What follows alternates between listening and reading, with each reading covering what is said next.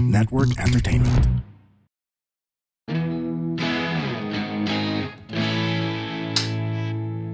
Did you wake Welcome to Looking for That Podcast. Okay, All right. we ghosted. We are back.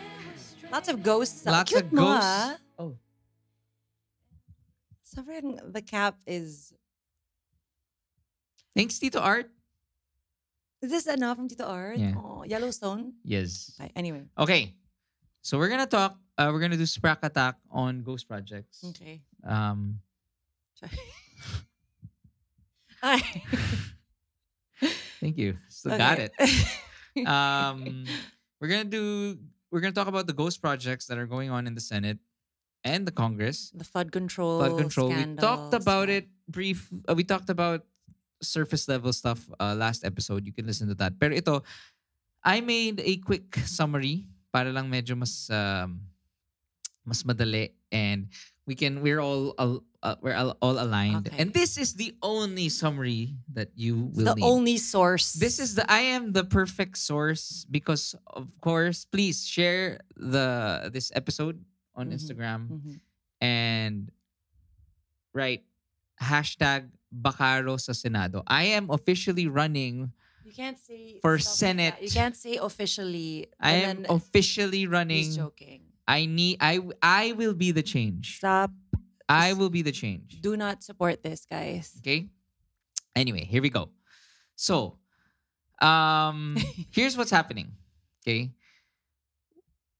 The government is it's saying like, okay, we're gonna give you 100 pesos, Mm, okay, to build walls, canals, and drains so floods don't reach your house.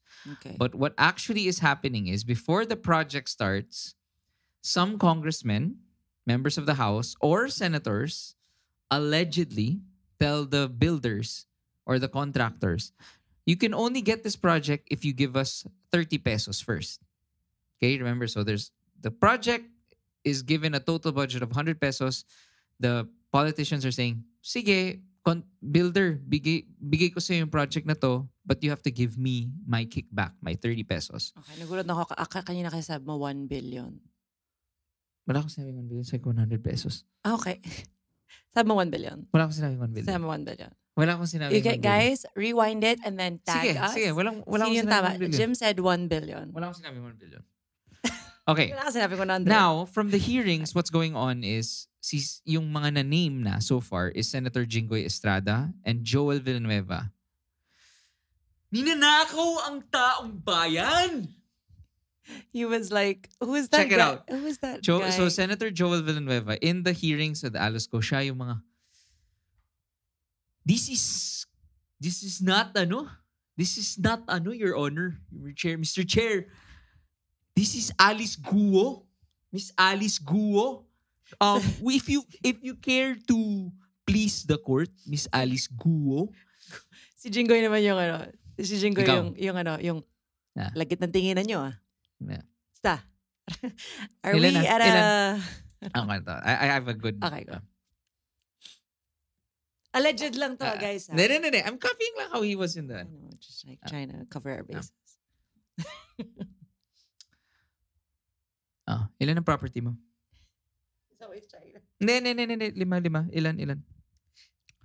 Ilan ang property mo? Sagot! Ilan? 12 po. Ay, isa 12. lang po. Isa lang po. Isa? Isa? Yes po. Ilan? Yung Isa- totoo, magsabi ka ng totoo. Isa lang po. In comes Joel Villanueva na, Mr. Chair, may I file a motion na this Alice Guo is obviously disrespecting the court. Anyway, moving on. Okay, moving on. So Joel Villanueva and Senator Jingo Estrada were named allegedly as one of those senators, as two of I'm those so senators. sorry. As those senators who Ano? are taking kickbacks. But at least 17 congressmen were named by contractors. Yun yung this came from the Discayas. If you've seen them, I'm sure you've seen them. Itong si Discaya, it started with Sarah Discaya and then si Curly Discaya. So what are these ghost projects?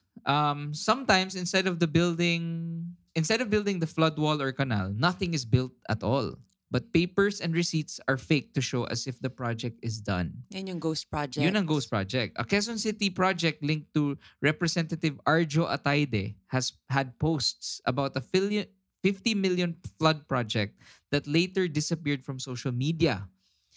I'll explain this further. So yung jowa ni Maine, asawa ni Yaya Dub, is a congressman. And he was named by one of those contractors as one's getting kickback. And he recently deleted posts, one of which was him in front of a tarp na nakaganyan and nakasulat, construction finished by the contractor. Which one? Wow or Wow. yung Sims? I think it was Wow. Okay. It was one of those contractors.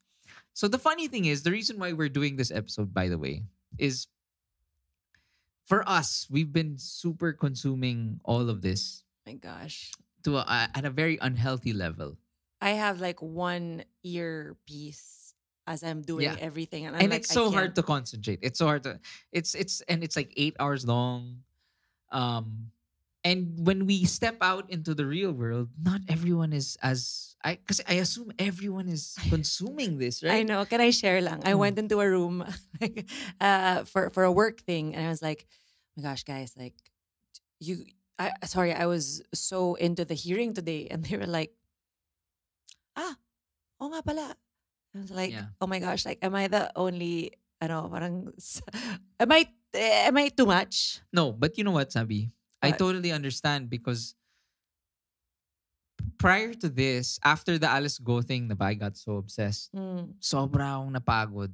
Kumebs na ako na naman. yeah. I completely like, wala nangyari. So hindi na naman ako nakinig. Yes. And now, because may nangyayari, because of this, I checked one YouTube link, got into the whole, Yeah. downloaded Twitter, and then Mm.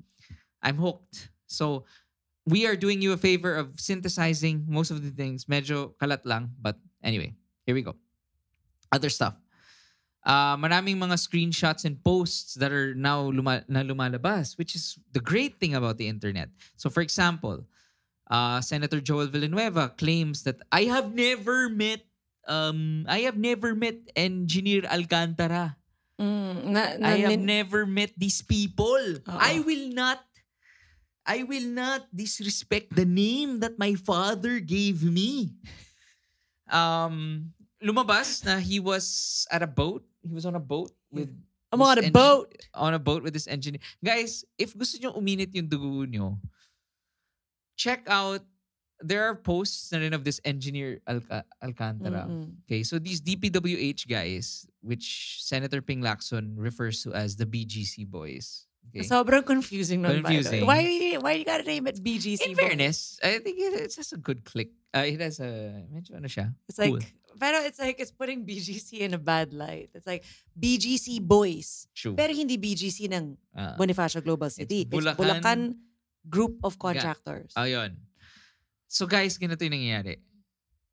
Quick lang. If you don't know what these BGC boys are, they're engineers in every Mhm. district, right? And these engineers, they pretty much determine if a project is pasado, tutuloy ba natin to. So taga-ano lang sila, taga-approve. They're engineers. Yeah. As stated in these hearings, their salaries are at 50 to 70,000 a month at most. Mm-mm. Okay? 50 to 70,000 a month. These guys, what they've been doing, they've been colluding with contractors, they've been colluding with government officials, whether congressmen or senators, to actually not only get a kickback from the project, but literally stealing the money, saying na, sige, kami ang gagawa ng project na to as a contractor, magkukunwari silang contractor. They pay for the licenses of these, yan yung mga wow, sila Sims, sila yung kaila Diskaya, they pay for the license and they quote-unquote do the project. And what they've been doing is they've been laundering the money through casinos. Wait. So, ibig sabihin, parang ikaw contractor ka. Sabihin ko, pera mo ko ng license mo. Mm-hmm. kung hindi mo ako pera, mag-no na ako sa lahat ng mga projects mo. Yes. Ganun din. So, akin na yung license mo. Tapos, mag-bid ako, mananalo, I'll get the money. Balik ko na sa'yo yung license mo. Parang Yes. like, bala na, I used your license, thanks, I got the money. Then I'm gonna launder it in the casino. Yes, exactly. And then that money is mine. Yes. So, kaya yung report ni Senator Ping Lacson, it was like a crazy amount. Like, they lost billions. Guys, I have the numbers here. Ayan, ito. They lost, Mali ba to? ay, parang mali yan. Yun yung ano yan. Well, sige, let's see. Ito. Ito. Okay. So, again, just a reminder, these guys are averaging salaries of 50 to 70,000 pesos a month. They lost in the span of a year ata lang to eh. In 1 year. Si Hernandez, 435 million pesos. Mendoza, 418 million.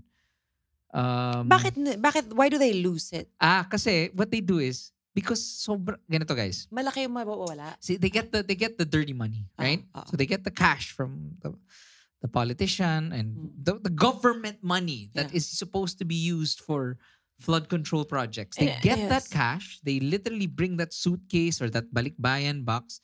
They bring it to the casino. They buy chips. Okay, so let's say I have 1 million pesos. I buy 1 million worth of chips.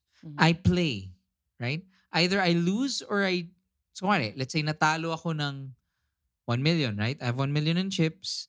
Magpapatalo ako ng 50,000 pesos or 100,000 pesos. I still have 900,000 pesos, right? In chips. I then go to the casino guys and say, hey, I want my chips turned into cash na.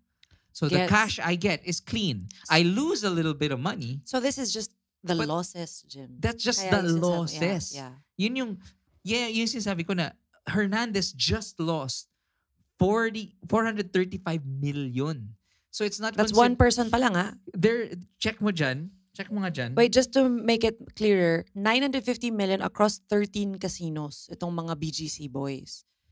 Check mo dyan. Ilan yung gross money that they put in to buy chips? You can Okay, sige. Okay. How much in pesos did they buy in casino chips? Well, Sab is looking for that. The projects are getting smaller or sobrang nagiging fake na. So kunwari, yun nga, again, let's say the budget for a project is 100 pesos, right?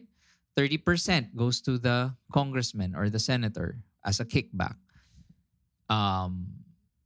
Then another 30% probably goes to the contractor. And then may mga lagay pa. And therefore, so there are two scenarios. One, halos wala nang natitira para sa actual project itself.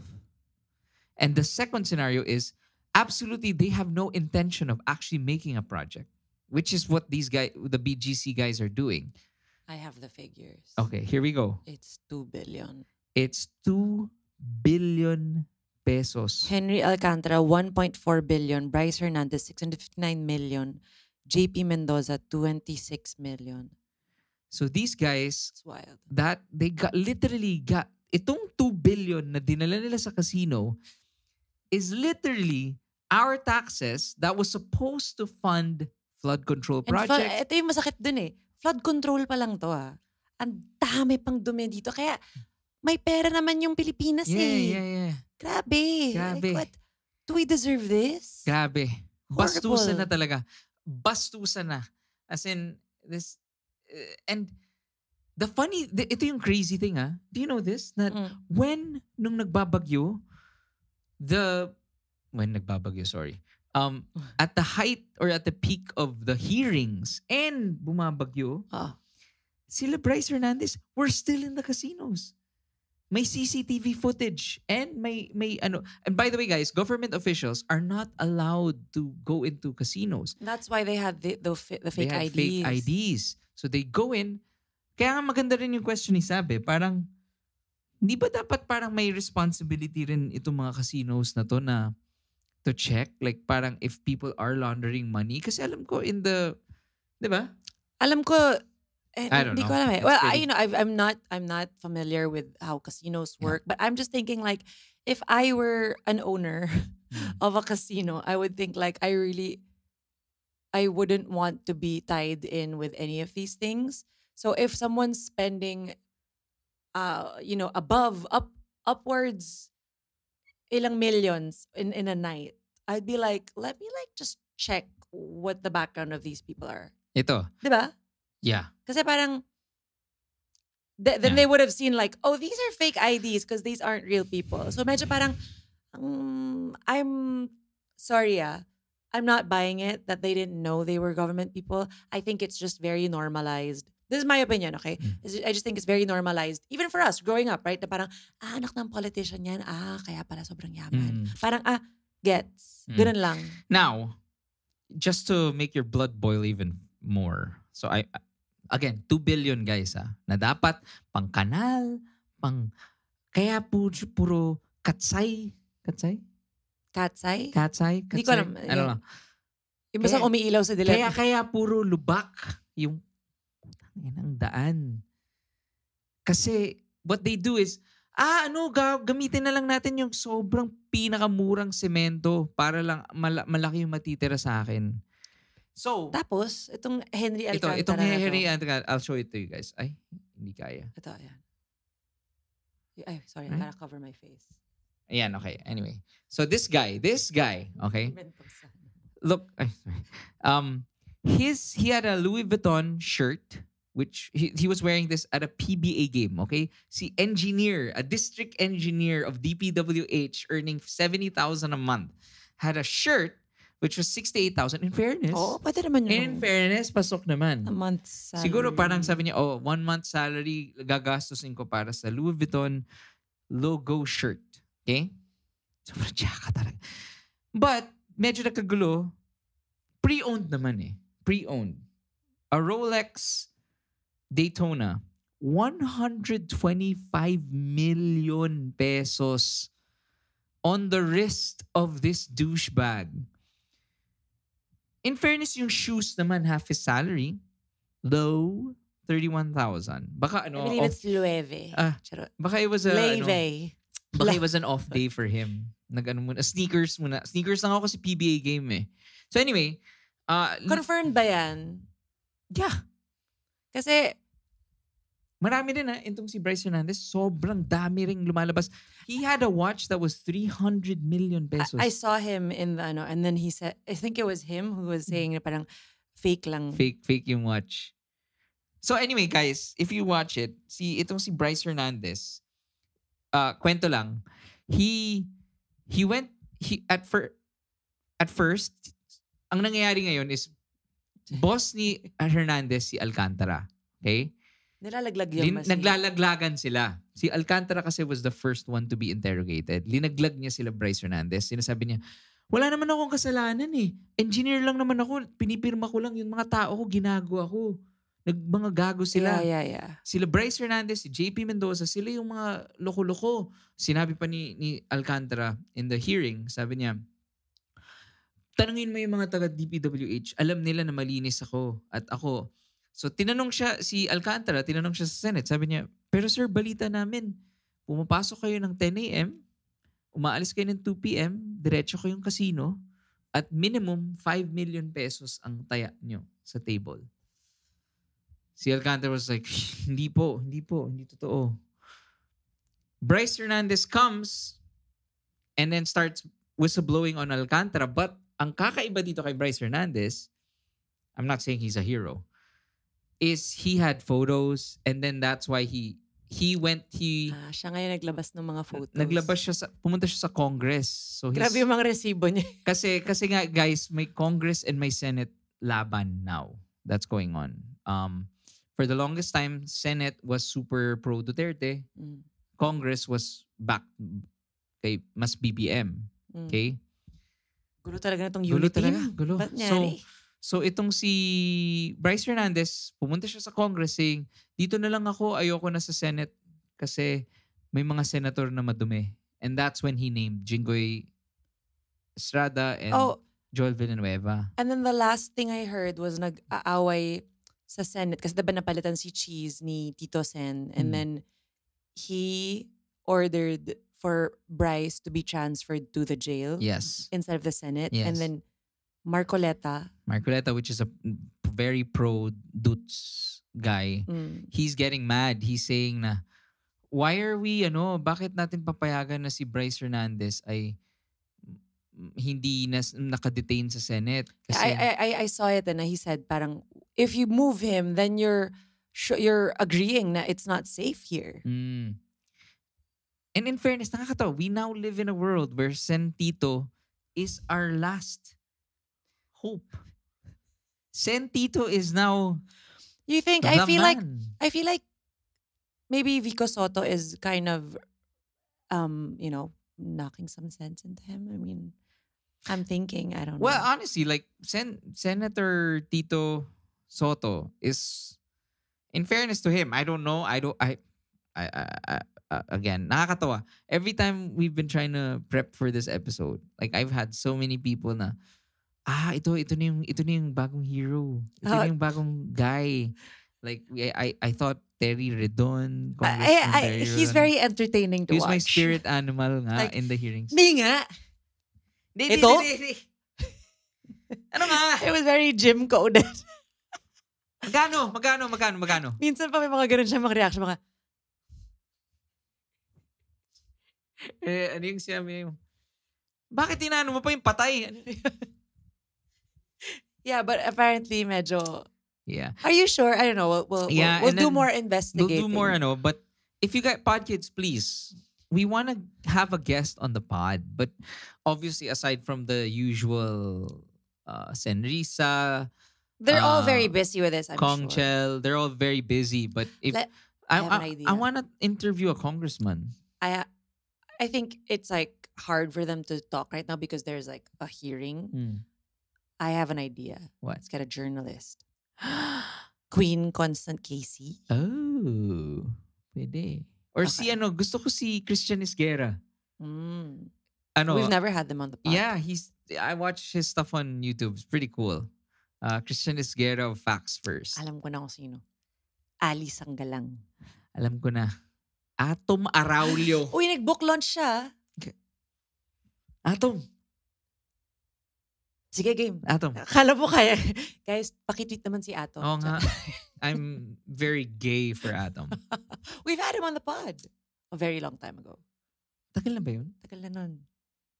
Okay. Anyway. Let's do Atom. And Chris Evans. You want to do Atom. Okay. Got it. And Chris Evans. Got it. Okay. Chris Evans, I'm thinking of sa flood control projects. Project. Ikaw ba ay isang materialist? Uli.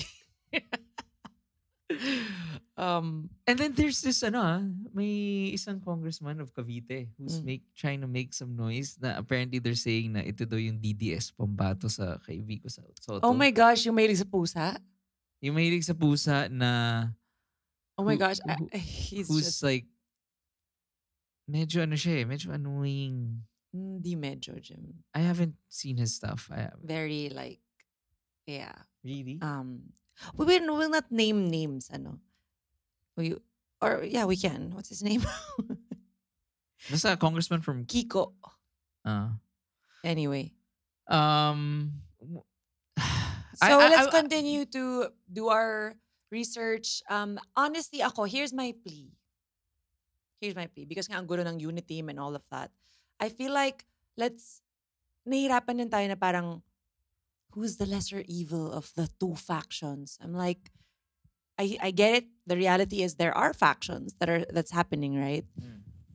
And I just don't want to be blinded just because may history ito of pagiging pro or anti someone, okay? True. I believe that I believe that people can change.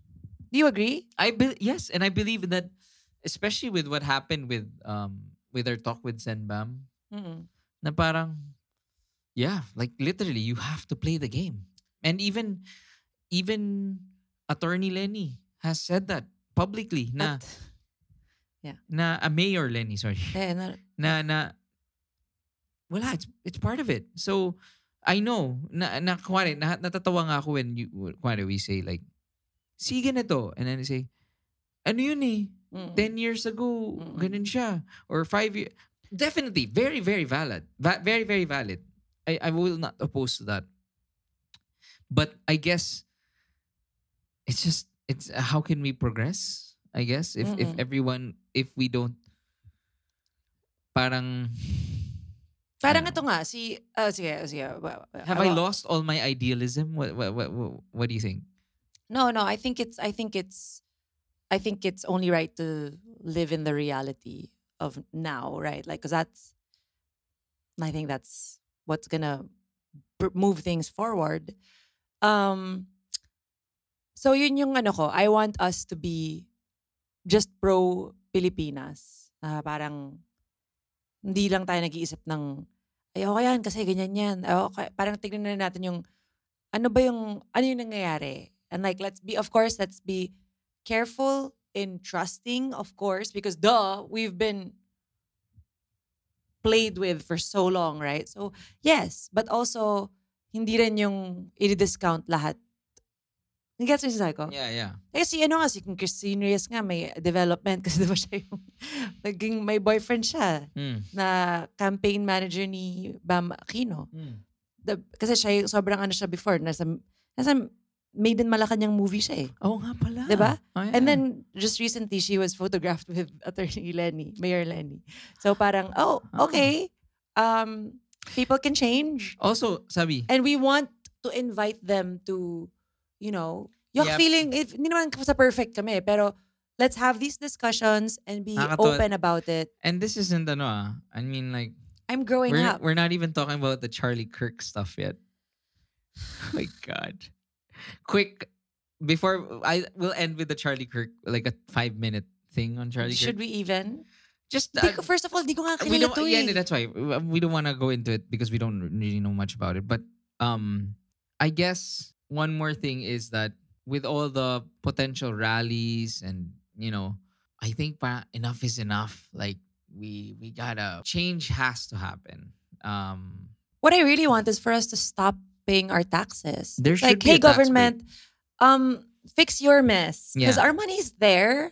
You go get it. Stop getting money for. Kasi imagine mo, di ba, kung umutang ka sa bangko, tapos, wait. Mag-isip Wait. ako ng Sorry. metaphor. Last. Wag na. I just remember. Nahirapan yung brain I ko. just remember what I wanted to say.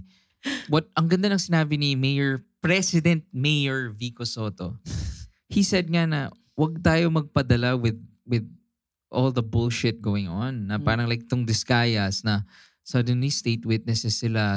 Nakakatawa if you Hindi sila pinayagan, di ba? Yeah, hindi sila pinayagan. Pero like itong Discayas na to, obviously they're being backed by the previous administration. That's why they will not divulge anything from 2016 to prior to the current administration, all the money they've received. So parang That's there's weird. so much political maneuvering going on, especially what they're doing in the media.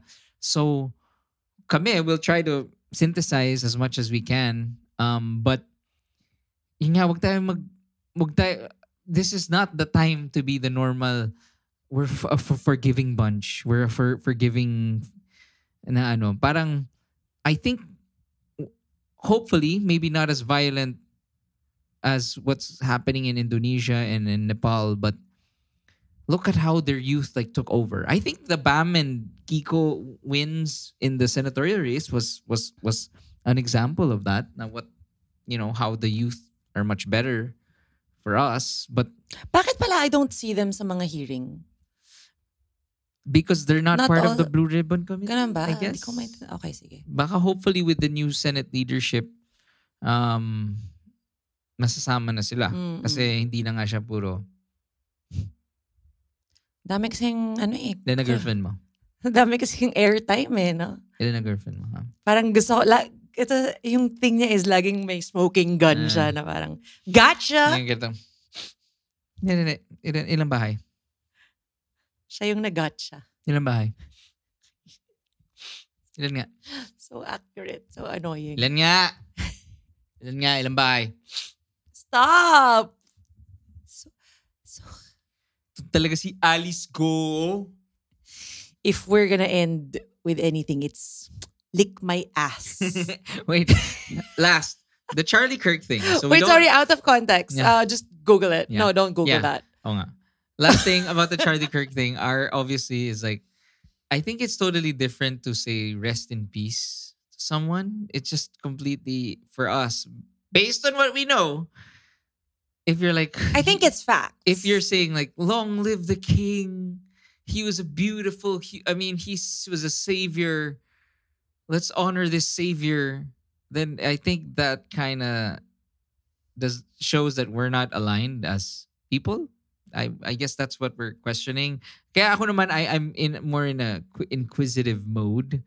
I didn't want to get deep into it because I'm kind of dealing now with all the shit that's going on in this country. But yeah, it's just like, that's why I'm reminded I'm getting off Facebook. Kasi like, I think 60% of people, like, it's always nakaka-trigger, like seeing like, wow, you're a normal human being. I used to hang out with you. And ganyan yung values mo. I've unfriended some people. My God. I'm like, what? Again, it's fine to say rest in peace. It's fine to say na, what a tragedy. Murder is not good. Obviously. But I think it's totally different to say like, oh my God. My God, my Lord, my also, my Jem, hero. I think hindi lang yun eh. I think it's very huh? When it's like rest in peace to this guy who's not even like, huh? And then you're not saying anything about all the people who have died here because of the flood. The lack of medical you're not care. saying anything about yeah. Yeah, yun yung malala. And honestly, like lalo na itong mga sorry. I'm not saying you're supposed to but okay, I think we both agree our stance, as if anybody cares, really. But like, I just want to make it clear that I just don't ever wish death on anybody. I'm sorry. You may agree with me or disagree with me. I just don't want to wish that to anybody, especially like murder in front of me, their children. especially. The reason why, just like in shows and when I watch a TV show, I don't want murder because it gives them an easy way out. So kunwari itong mga contractor, mga congressmen, mga senators, corrupt officials, ang daya naman kung they get killed and they don't get to face the music. I want them to live old, grow old, be weak, be lonely, stripped of all their shit. This is not like you speak for yourself. Okay? Bacaro para sa Senado. Ano kayang thing ko? Like that? Yeah. Right after saying, grow old. Yun yung maging stance ko. Godfather 3 lahat ng mga politician. Lahat ng politician. Lahat ng madumi, Godfather 3. Mas lahat yun. Lahat ng madumi. I mean, lahat ng madumi, Godfather 3, Bacaro para sa Senado. That's such a horrible slogan. Horrible. Ang ganda. Kala mo doon, Don Corleone pala noon. Ang sama. Jim Bacaro. Nakakagago. Wali. Bye. Bye.